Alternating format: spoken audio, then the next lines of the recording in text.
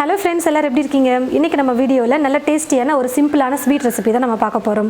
எல்லாருக்கும் ரொம்ப பிடிக்கக்கூடிய வகையில் பால் கொழுக்கட்டை எப்படி செய்கிறதுன்னு பார்க்க போகிறோம். நல்ல ஒரு ஹெல்த்தியான ஸ்வீட் ரெசிபி தான் இது. வாங்க எப்படி செய்கிறதுன்னு பார்க்கலாம். மாவு பிசைகிறதுக்கு முதல்ல நம்ம தண்ணியை காய வச்சு எடுத்துக்கணும். ஒரு பாத்திரத்தில் கொஞ்சமாக தண்ணி சேர்த்து நல்லா கொதிக்க வச்சுட்டேன் பாருங்கள். இப்போ இது கூட கொஞ்சமாக உப்பு சேர்த்துக்கிறேன். 1/4 ஸ்பூனுக்கும் குறைவாகவே உப்பு சேர்த்துக்கிறேன். மாவில் கொஞ்சம் உப்பு இருந்தால் டேஸ்ட்டு நல்லாயிருக்கும் அப்படின்றதுனால லைட்டாக உப்பு சேர்த்துக்கிறேன். தண்ணி இந்த மாதிரி நல்லா கொதிச்சதுக்கப்புறமா ஸ்டவ் ஆஃப் பண்ணிடலாம்.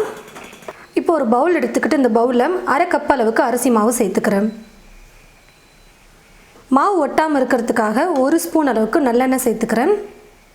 தண்ணி பார்த்தீங்கன்னா ரொம்ப அதிகமாக எடுக்க வேணாம். மாவு மிக்ஸ் பண்ணுறதுக்கு ஏற்றது போல் கொஞ்சமாகவே நீங்கள் காய வச்சு எடுத்துக்கோங்க. இப்போ கொஞ்சம் கொஞ்சமாக சுடு தண்ணி சேர்த்து மிக்ஸ் பண்ணி விட்டுக்கலாம். ரொம்ப சூடாக இருக்கும் தண்ணி, அதனால் ஸ்பூன் வச்சு கலந்துக்கோங்க. அதுக்கப்புறமா கை வச்சு நம்ம நல்லா மிக்ஸ் பண்ணிக்கலாம்.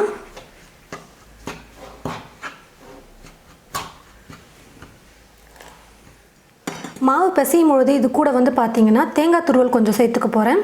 சும்மா ஒரு பாதி கைப்பிடி அளவுக்கு தேங்காய் எடுத்துருக்கேன். நம்ம மாவு கம்மியாக எடுத்துருக்கிறதுனால தேங்காவும் கொஞ்சமாக சேர்த்துக்கோங்க.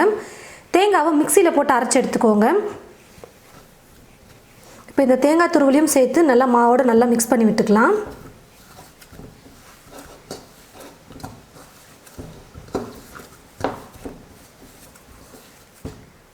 இப்போ பார்த்தீங்கன்னா கையில் எண்ணெய் அப்படி இல்லைனா நெய் கூட தடவிக்கலாம். இல்லைனா அப்படியே கூட நம்ம உருண்டை பண்ணலாம். மாவு ஒட்டாமல் இருக்கிறதுக்காக நெய் இல்லை எண்ணெய் தடவை சொல்கிறது.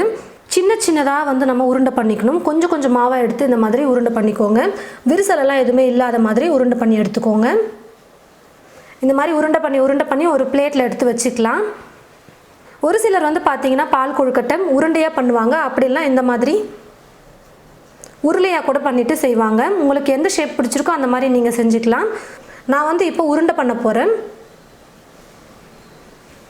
ரொம்ப பெருசாக நம்ம உருண்டை பண்ணிட்டோம்னா என்ன ஆகும்னு பார்த்தீங்கன்னா உள்ளே ஸ்வீட்டில் இறங்காது, வேகவும் லேட் ஆகும். கொஞ்சம் சின்ன சின்னதாக பண்ணிக்கிட்டோம்னாலும் சாப்பிடவும் நல்லாயிருக்கும், சீக்கிரமாக வெந்து ரெடி ஆகிடும். ஒரு பாத்திரத்தில் வெல்லத்தை துருவி சேர்த்துக்கலாம். நான் 3/4 கப் அளவுக்கு வெல்லம் துருவி எடுத்திருக்கேன். இப்போ இந்த பாத்திரத்தில் வெல்லத்தை சேர்த்துக்கிறேன். தண்ணி பார்த்தீங்கன்னா வெல்லம் கரையிறதுக்காக மட்டும் கொஞ்சமாக சேர்த்துக்கிட்டா போதும். வெல்லத்தில் பார்த்தீங்கன்னா தூசி கல்லெல்லாம் அதிகமாக இருக்குன்றதுனால நம்ம வெல்லத்தை கரைச்சி வடிகட்டி யூஸ் பண்ண போகிறோம். வெல்லம் பார்த்தீங்கன்னா நல்லா கரைஞ்சி வந்துருச்சு. இப்போ நான் ஸ்டவ்வை லோ ஃப்ளேமில் வச்சுட்டு வெல்லம் பாத்திரத்தை எடுத்து வச்சுட்டு இதுக்கு மேலே ஒரு பாத்திரம் வச்சுக்க போகிறேன். ஸ்டவ்வை லோ ஃப்ளேமில் வச்சுட்டு இப்போ இது கூட தேங்காய் பால் நம்ம சேர்த்துக்க போகிறோம். 1 கப் தேங்காய் பால் எடுத்திருக்கேன். இந்த தேங்காய் பால் பார்த்தீங்கன்னா செகண்ட் டைம் எடுத்த பால் இருக்கும் பார்த்தீங்களா, கொஞ்சம் தின்னாக இருக்கிற பால். அது திக்காக 1/2 கப் அளவுக்கு நான் தேங்காய் பால் எடுத்து வச்சுருக்கேன் தனியாக. கொஞ்சம் தண்ணி சேர்த்து அரைச்ச தேங்காய் பால் முதல்ல சேர்த்துக்கலாம்.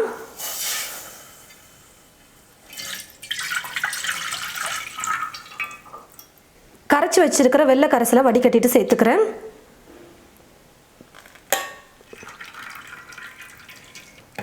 கொஞ்சம் லைட்டாக கலந்து கொடுத்துருங்க. தீ இப்போ கொஞ்சம் ஃபுல்லாக வச்சுட்டு கொஞ்சம் சூடேற வரைக்கும் நம்ம குக் பண்ணால் போதும். ரொம்ப நேரம் இல்லை, 1 நிமிஷம் குக் பண்ணுங்க போதும். லைட்டாக சூடேறினா போதும்.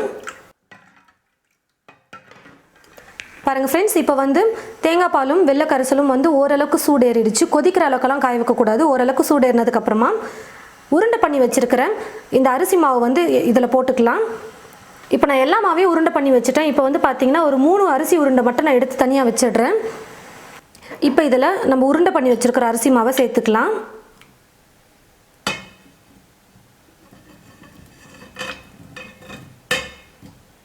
நீங்கள் எந்த அளவுக்கு தீயை மீடியமில் வச்சு குக் பண்ணுறீங்களோ இல்லை லோ ஃப்ளேமில் வச்சு குக் பண்ணுறீங்களோ அதுக்கேற்றது போல் நம்ம நேரத்தை கூட்டி நம்ம குக் பண்ணணும்.